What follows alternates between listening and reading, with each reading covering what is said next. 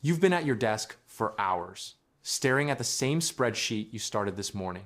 Your coffee's cold, your back hurts, and somehow, despite all this hard work, you're nowhere closer to feeling productive. You glance at the clock, and that sinking feeling settles in. You've been working more, but you're actually worse off. What if I told you that this sensation, this frustration, isn't just about time management or willpower? But here's the interesting part. It's a deeper psychological trap built into how our brains reward effort. And understanding it can revolutionize the way you work. Listen closely, because most of us have been sold a lie. The idea that working more hours equals more output, success, or progress is intuitive, but it's fundamentally flawed. The real secret isn't about squeezing more hours into your day. It's about understanding how your brain actually functions when you're in the zone versus when you're burning out at your desk. The big idea, why more work makes you worse? Let's start with the big idea that flips everything upside down. Extended effort without strategic rest actually degrades your cognitive performance. It doesn't matter if you're grinding for that promotion, building a business, or studying for finals, your brain is not a machine with infinite stamina. In fact, when you push it without the right rhythms of rest and recovery, you end up with impaired focus, worse decision-making, and a dopamine system that's completely out of balance. This is where everything changes, because it's not about working harder, it's about working smarter with how your brain's chemistry and attention systems actually work. You've probably heard about dopamine, the feel-good neurotransmitter, but you might not realize how it gets hijacked by long, unfocused work sessions.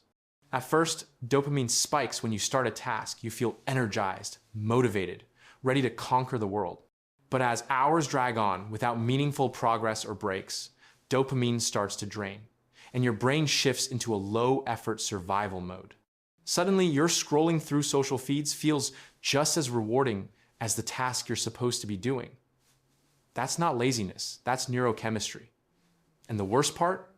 Your brain begins to associate productivity with discomfort, making your motivation harder to access over time. But here's the interesting part. Your brain has elegant systems for managing this if you work with them instead of against them.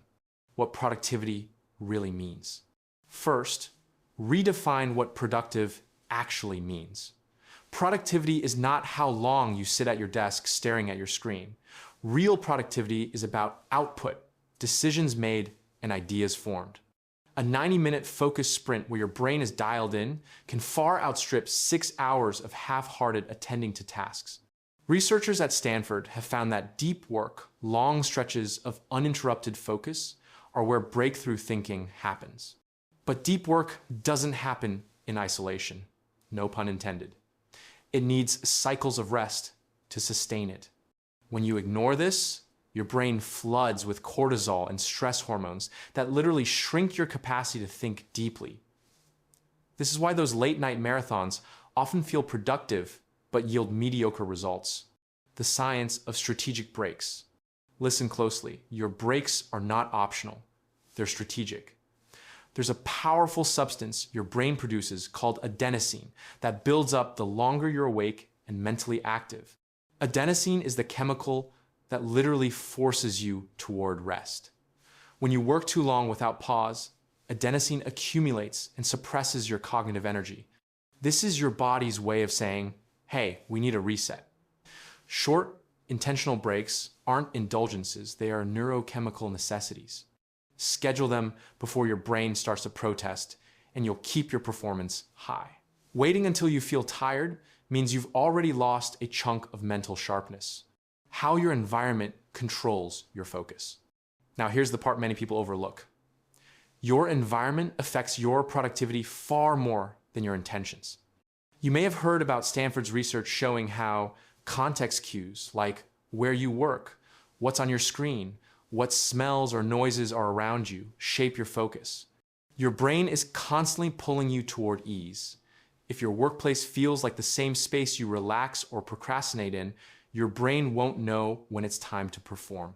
That's why switching to a dedicated workspace, minimizing clutter, and even controlling lighting turns out to increase focus in ways most people underestimate.